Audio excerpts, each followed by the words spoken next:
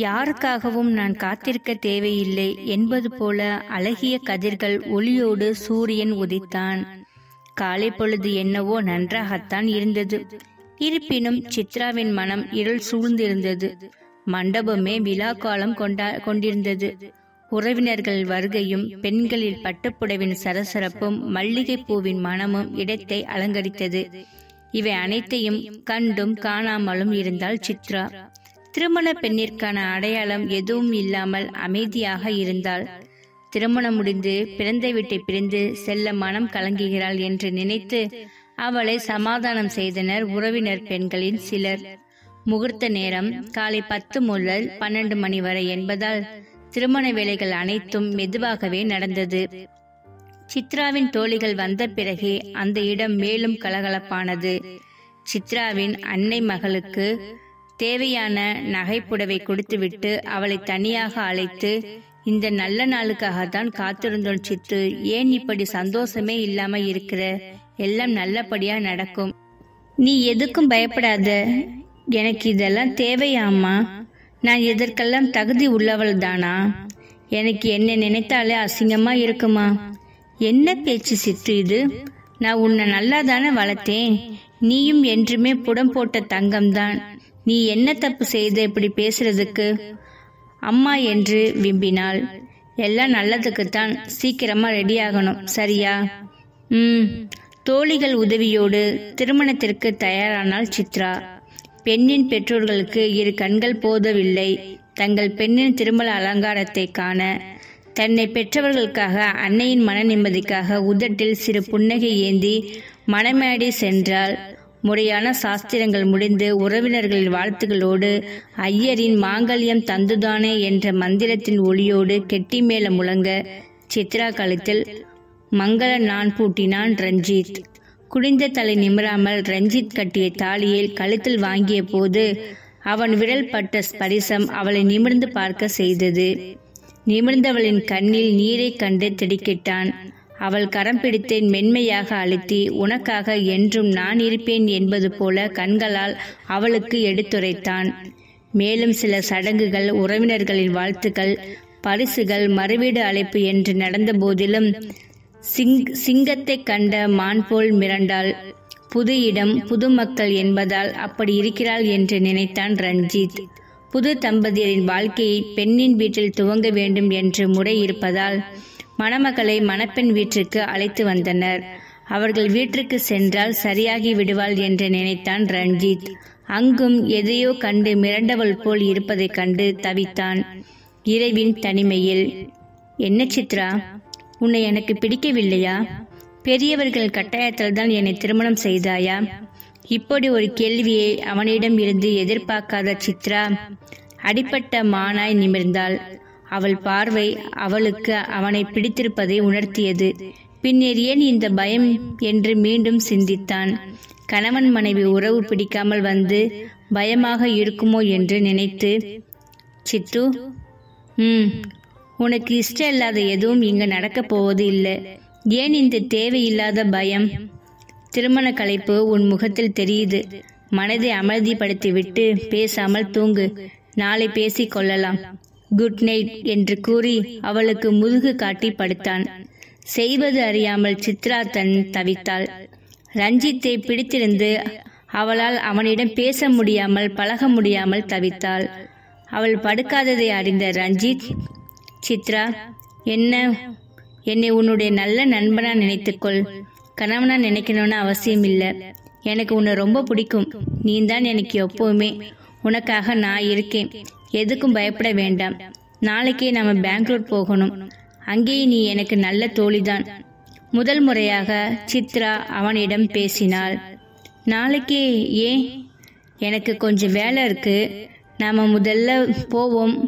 மறுபடியும் லீவ் கிடைத்த பிறகு அம்மா, அப்பா, அத்தை, மாமா எல்லோரையும் வர சொல்லலாம். சரிதானா? அவளுக்கு இந்த இடத்தை விட்டு சென்றால் போதும் என்று நினைத்தது. சரி. கொஞ்சம் சிரிக்க கூடாதா? சரி சரி, ஒன்னும் சொல்லல. உன்னை இப்பவே படுத்து தூங்கு என்றான். கல்யாணத்திற்காக எடுத்த லீவ் என்னமோ இன்னும் 15 நாட்கள் இருந்தது. இருப்பினும் தன் மனைவியின் மனதில் இருக்கும் குழப்பம் தீர அவளுக்கு தனிமை தேவையாக இருந்தது. இப்படியே பலவாறு சிந்தித்த ரஞ்சித் தன்னையும் அறியாமல் உறங்கினான். காலை பொழுது விடிந்ததும் தெரியாமல் அசதியில் உறங்கிய தன் மனைவியின் அமைதியான அழகைக் கண்டு தன்னையும் அறியாமல் அவள் அருகில் நெருங்கி அவள் நெற்றியில் மென்மையாக முத்தமிட்டான். இதழ் பதித்ததோடு அவள் காதருகில் குனிந்து, உனக்காக என்றும் நான் இருப்பேன் என்றான். அவள் எழுந்ததும், குட் மார்னிங் சித்ரா என்று புன்னகித்தாள். அவன் முடிவு செய்தது போல் பெரியவர்கள் அனைவரையும் சமாதானம் செய்துவிட்டு தன் புது மனைவியுடன் பெங்களூர் புறப்பட்டான். நாட்கள் வேகமாகவும் அழகாகவும் சென்றது. சித்ராவும் ரஞ்சித்தும் நல்ல நண்பர்கள் ஆனார்கள். முன்போல அல்லாமல் கொஞ்சம் கொஞ்சமாக ரஞ்சித்துடன் பேச துவங்கினாள். இருப்பினும் மனவிட்டு தன் மனைவி தன்னிடம் பேசவில்லை என்பதை நன்கு உணர்ந்த ரஞ்சித் அதை பெரிதுபடுத்தவும் இல்லை.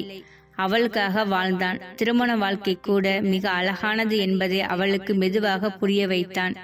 என்னதான் தன் கணவன் தன்னிடம் அன்பாக இருந்தாலும் சித்ராவால் அவனோடு சகஜமாக பழக முடியவில்லை. நாட்கள் வாரமாயின, வாரங்கள் மாதமாயின. சித்ராவிடம் எந்தவித மாற்றமும் இல்லை. ரஞ்சித்தின் விரல் கூட அவள் மீது பட அனுமதிக்கவில்லை. அன்பாக அவளை நெருங்கினாள். உடனே கண்ணீர் சிந்தினாள். இதற்கு மேல் தன்னால் பொறுமையாக இருக்க முடியாது என்று நினைத்த ரஞ்சித் முதல் முறையாக சித்ராவிடம் தன் கோபத்தை வெளிக்காட்டினான். என்னதான் பொறுமையாக இருந்தாலும் நத்தை தன் கூட்டுக்குள் ஒடுங்குவதை போல் ஒடுங்கினாள். இன்று கொஞ்சம் நன்றாக பேசுகிறாள் என்று நினைத்து நெருங்கினாள். 2 நாட்கள் அவர் எதிரில் வராமல் அறையினுள் ஒதுங்கிக் கொள்வாள். எத்தனை நாள்தான் பொறுமையாக இருக்க முடியும் என்று நேராக என்னதான் வந்தது அவளுக்கு என்று தெரிந்து கொள்ள நினைத்தான். சித்ரா, நான் உன் கூட கொஞ்சம் பேசணும். தினமும் பேசிட்டு தானே இருக்கோம். நான் சொல்றது நம்ம வாழ்க்கையை பத்தி. என்னதான் நினைச்சிட்டு இருக்க? எனக்கு பொறுமை கொஞ்சம் கம்மி தான். உங்களுக்கு இப்ப என்ன? நான் தானே வேணும். நீங்களும் சராசரி ஆண் தான். இதற்கு மேல் உங்களுக்கு பொறுமை இருக்காதுன்னு எனக்கு தெரியும். சீ, என்ன பேச்சு இது? உன் மனசதான் நான் காதலித்தனை தவிர உன் உடலை அல்ல. இவ்வளவு நாள் என்னை இவ்வளவு மட்டமா நீ நினைச்சிருந்தியா? நான் போதும். நீ என்கிட்ட பேசினது மனைவி மனசுல இருக்க குழப்பம் தெரியாம தானே எல்லாம் சரியாகும்னு நம்பி உன் போக்குல உன்னை விட்டதுதான் தப்பு. இப்படி பொறுமையா இருந்ததுனால தான் நீ என்ன அன்பை கூட கொச்சப்படுத்திட்ட. நீ என்கிட்ட பேச தகுதி இழந்துட்ட. உன்னை நான் என் மனசுல எப்படி ஒரு இடத்துல வச்சிருக்கேன்னு உனக்கு புரியல. உனக்கு புரிஞ்சிருந்தா இப்படி பேசுவியா நீ? சித்ரா பேசிய வார்த்தையை அவனால் தாங்கிக் கொள்ள முடியவில்லை. நான் தான் நல்ல நண்பர்களா இருக்கலாம்னு சொன்னேனே, அதற்கு கூட உனக்கு இஷ்டம் இல்ல. அப்படி என்னை பிடிக்கலனா கல்யாணத்திற்கு முன்னாடியே சொல்லியிருக்கலாமே. ஏன் இப்படி தேவையில்லாம என்னை கஷ்டப்படுத்திட்டு இருக்க? நான் என்ன கஷ்டப்படுத்திட்டேன் உங்களை? இதுக்கு மேல இன்னும் கஷ்டப்படுத்த வார்த்தை இருக்கா? நான் ஏதோ தெரியாம. என்ன தெரியாம? ஏன் நான் இதுவரை உன்கிட்ட தப்பான எண்ணத்தோட வந்திருப்பேனா? பொண்டாட்டின்னு உரிமை எடுத்திருக்கேனா? நான் தான் இவ்வளவு நாள் முட்டாளா இருந்திருக்கேன். நான் சொல்றத கொஞ்சம் கேளுங்கள். இனிமேல் மட்டும் என்ன சொல்லிட போற? உன்னை பத்தி இன்னைக்கு தான் நல்லா தெரிஞ்சுக்கிட்டேன். என் அன்புக்கு தகுதியானவ நீ இல்ல. அதுவரை பொறுமையாக இருந்த சித்ரா, ஆமா, நான் எதற்குமே தகுதியானவ இல்ல. எனக்கெல்லாம் கல்யாணம் ஒரு கேடா? அப்பவே எங்க அம்மா கிட்ட சொன்னேன், எனக்கு இந்த கன்றாவி எல்லாம் தேவையான. கேட்டாங்களா? இப்படி என்னை தனியா தவிக்க விட்டுட்டாங்களே. என்ன சொல்ற சித்ரா? பேசாதீங்க. என்ன சொன்னீங்க?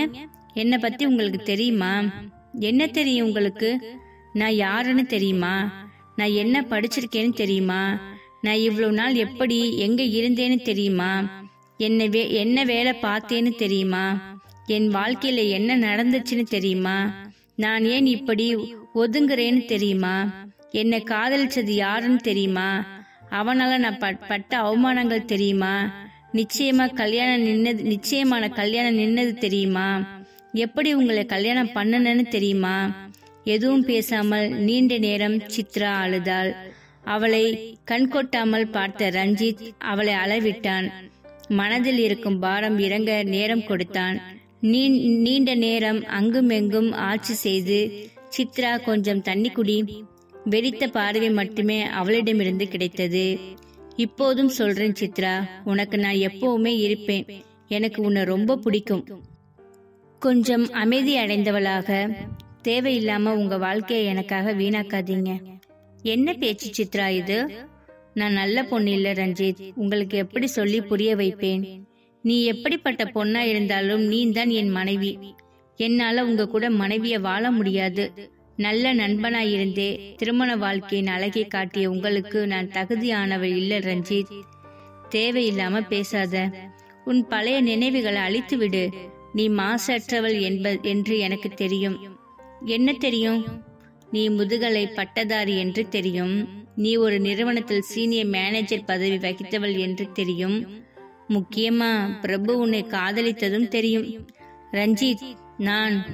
நீ அவனை திரும்பியும் பார்க்கவில்லை என்றும் தெரியும். இன்னும் சொல்லவா? பிரபு உன்னிடம் நல்லவன் போல் நடித்து உன்னை காதலிப்பதாக சொல்லி உன் பின்னால் சுற்றியதும் தெரியும். உன்னை பெண் கேட்டு உன் வீடு வந்ததும் தெரியும். உங்கள் வீட்டில் அவனை அடித்து துரத்தியதும் தெரியும். ரஞ்சித், இன்னும் கேள் சித்து. உனக்காக பார்த்த மாப்பிள்ளையிடம் உன்னை பற்றி தவறாக கூறியது, அதனால நடக்க இருந்த உன் நிச்சய தாம்பலம் நின்றதும் தெரியும். தெரிந்துமா என்னை? ஒரு மாப்பிள்ளையிடம் சொன்னதை அடுத்த மாப்பிள்ளை வீட்டில் சொல்ல மாட்டான் என்று என்ன நிச்சயம் சித்ரா? அப்படியென்றால் உங்களையும்? ஆம், என்னையும் சந்தித்தான். உன் புகைப்படங்களை என்னிடம் தந்தான். அதுவரை உன்னை பார்க்காத நான் அன்றுதான் உன்னை முதலில் பார்த்தேன். கண்டவுடன் காதல் என்பதில் எனக்கு நம்பிக்கை இல்லைதான்.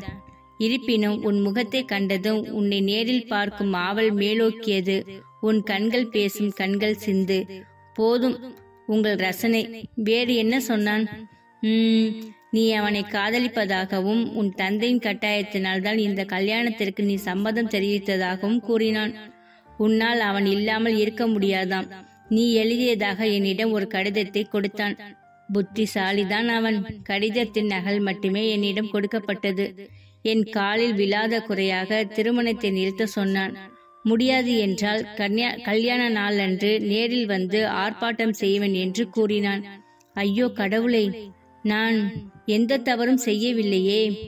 நீயும் திருமணம் நிச்சயம் முடிந்த நாளிலிருந்து என்னுடன் தொலைபேசியில் கூட பேசவில்லை என்றதும் உனக்கும் அவன் மேல் இஷ்டம் என்று நினைத்து அமைதியாகத்தான் இருந்தேன்.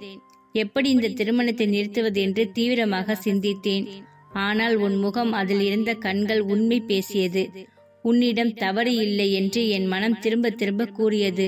அதனால்தான் நான் நேரில் வந்து உன் பெற்றோரை சந்தித்தேன். உன்னையும் தொலைவில் இருந்து கண்காணித்தேன். உன் முகமே காட்டியது உனக்கு அவனை பிடிக்கவில்லை என்று. என்ன? ஒன்றுமில்ல, நீங்க சொல்லுங்க.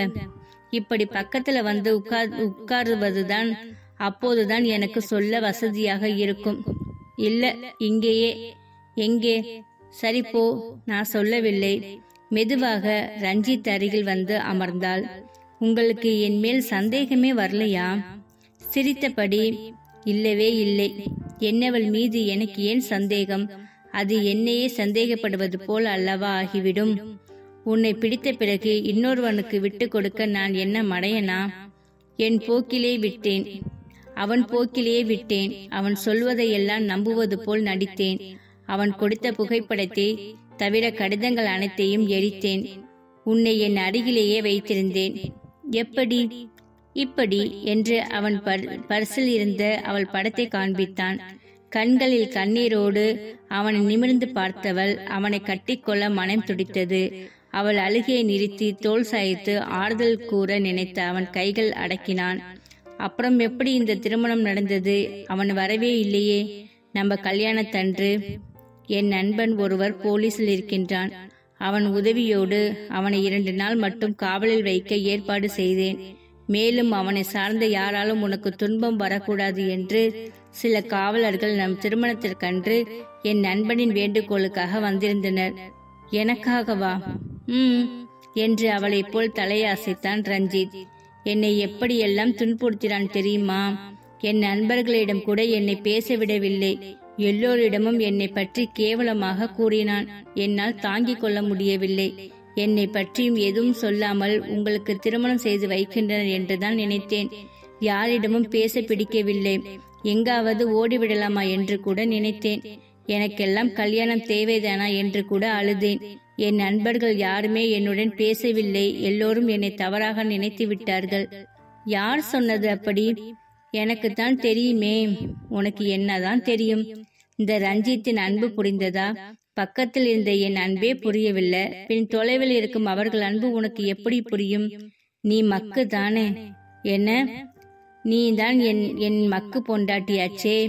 என் மொபைலை எடுத்துப்பார். தினமும் உன் நலம் குறித்து விசாரிக்காத உன் நண்பர்கள் யாராவது இருக்கின்றனரா என்று. என் நண்பர்கள் உங்களுக்கு எப்படி? எப்படியோ சொல்லுங்கள் ப்ளீஸ் என்று அவன் கன்னம் தடவி கேட்டாள். இப்படியெல்லாம் கேட்டால் எப்படி சொல்வேன் என்று ரஞ்சித் கிறங்கினான். வெக்கத்தால் முதல் முறையாக அவள் முகம் சிவந்தது. ஐயோ சித்து, கொல்லாதடி என்னைய. முடியல என்னால. உன் நண்பர்கள் சுகன்யா, ரம்யா, பிரீத்தி, சோபனா, சந்துரு, கிருஷ்ணா, லிஸ்ட் சரியா? எல்லோரும் தினமும் எனக்கு மெசேஜ் அனுப்பி உன்னை பற்றி விசாரிப்பாங்க. நம்ம கல்யாண வீடியோ இவங்க எல்லோருக்குமே போயிடுச்சு. எல்லோரும் நம்ம கல்யாணத்தை பார்த்தாச்சு. உனக்கு அவங்க அனுப்பின பரிசு எல்லாம் அந்த அறையில இருக்கு. உங்களுக்கு எப்படி இவங்களை தெரியும்? உன் அம்மா தான் சொன்னாங்க. என்னால எதையும் நம்ப முடியல. நான் வேணும்னா ஒரு முத்தம் கொடுக்கவா? ஐயோ வேண்டாம். ஏன் வேண்டாம்? என்னை நீங்க முழுசா நம்புறீங்களா? நீ வேற நான் வேற இல்ல சித்து. உன்னை எப்பவுமே சந்தேகப்பட மாட்டேன். ஆனால் இப்படி தள்ளியே இருந்தா சந்தேகம் வரதான் செய்யும். அப்புறம் என்னை குற்றம் சொல்லக்கூடாது. சந்தேகம் மட்டும் வேண்டாமே பிளீஸ். அப்ப மாமாவை கட்டிப்பிடிச்சி ஒரு முத்தம் கொடு ரஞ்சித்.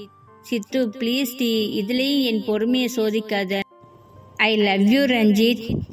ஏய், என்ன சொன்ன? சொன்னது நீதானா? சொல் சொல் என்று பாடல் பாட ஆரம்பித்தான் ரஞ்சித். வெக்கம் தாழாமல் அவன் மார்பில் புதைந்தாள் சித்ரா. மனதில் இருந்த பாரம் இறங்கி இவன் என்னுடையவன் தான் என்று முழுமையாக நம்பினாள் சித்ரா. ரஞ்சித் கூறியது போல மீண்டும் விடுமுறை கிடைத்ததும் தன் தாய் தந்தையோடு சித்ராவின் பெற்றோரையும் வரவழைத்தான். முறைப்படி பெரியவர்கள் அவர்களின் தடிக்குடித்தனத்திற்கு ஏற்பாடு செய்தனர். அதே நாளில் சித்ராவின் நண்பர்கள் அனைவரையும் அழைத்து விருந்து கொடுத்து தன் ஆசை மனைவி சந்தோஷத்தில் திணற வைத்தான். ரஞ்சித்தோடு சித்ராவின் இல்லற வாழ்க்கை சுகமாகவே அமைந்தது. அதுபோல சித்ராவின் நண்பர்களோடு விட்டுப்போன உறவு மீண்டும் மலர்ந்தது. மனைவியின் முகத்தில் சந்தோஷத்தை மட்டும் காண நினைத்து வாழ்ந்த ரஞ்சித்தின் காதல் திருமணத்திற்கு பின் மட்டுமல்ல, திருமணத்திற்கு முன்னால் துவங்கியது. இவர்களின் காதல் அடையாளமாக இன்னும் 5 மாதங்களில் குட்டி சித்ரா அல்லது குட்டி ரஞ்சித் அவர்கள் இல்லத்தை அலங்கரிக்க வரப்போகின்றனர். இந்த கதை உங்களுக்கு பிடிச்சிருந்துச்சுன்னா இந்த கதைக்கு ஒரு லைக் பண்ணிட்டு அப்படியே நம்மளுடைய சேனலை நீங்க மறக்காம சப்ஸ்கிரைப் பண்ணிக்கோங்க. தேங்க்யூ.